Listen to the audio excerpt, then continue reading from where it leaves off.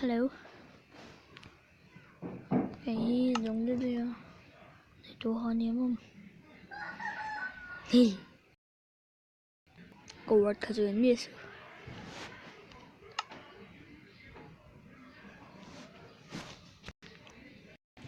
Hết rồi. Tiltar spider. Ôi. Tiltar.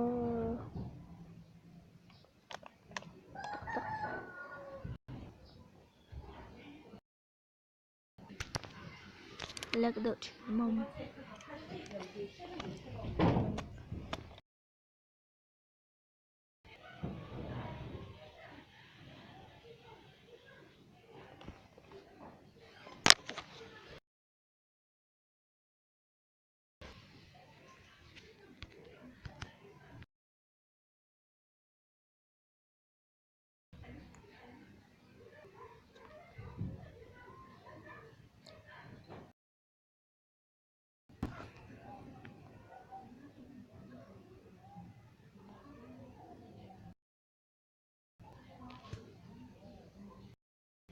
Wait. Peaceful server ready. Chả được mấy show mấy thì chứ.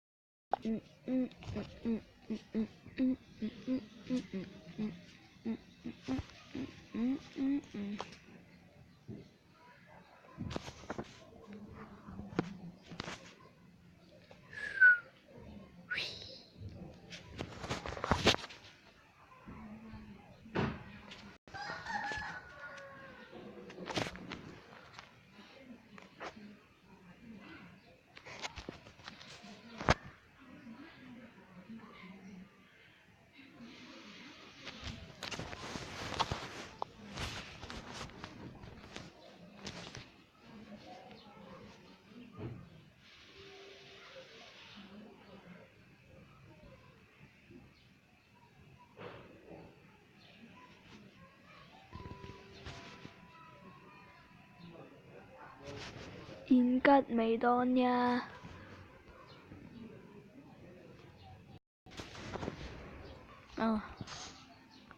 Lần đây đó. Học của chị là liệt chung mấy thế. Sẽ còn thôi lòng hết tất xem mà sẽ hết toàn đạp mình nghe.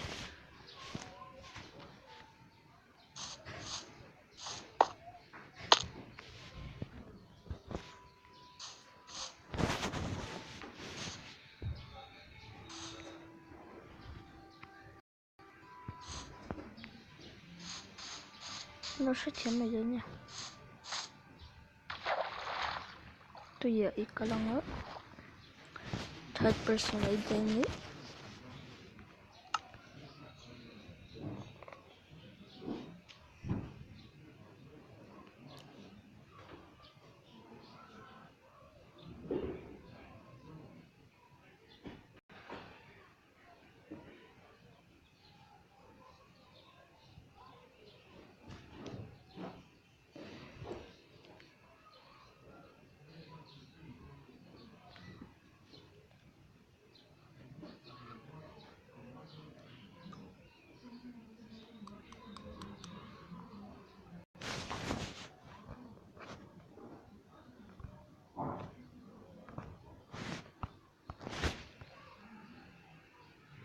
Impulse mày đó nhé.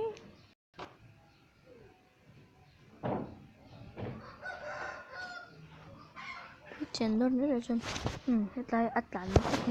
Ui, mày nga, mày cứ mong ạ. Hey, ắt chém.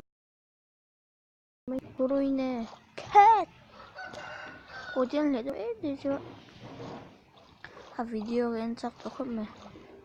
Cả upload rồi về nên để chế chế được thì nó phải hiện được là vậy. Cho nó tí đó nên sẽ tổ thông ạ. Hey, hết lại. Hết lại hả? Đây, với nhìn mày đơn nha. Rolling out.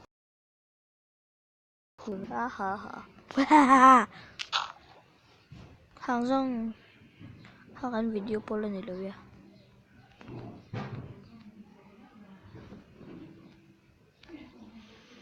룰루루.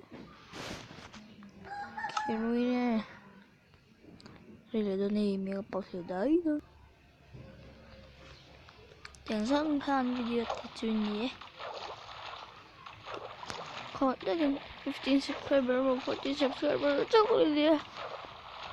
Xong tiếp theo rồi review hơn nhiều video đó 7k thì cái tụ việc. Comment again and subscribe bằng á, like bằng á, cho nó comment cho thú thú. Comment again subscribe bằng tiêu. Còn những hơn video tên nhé. Bye bye bye bye bye bye bye bye bye bye bye.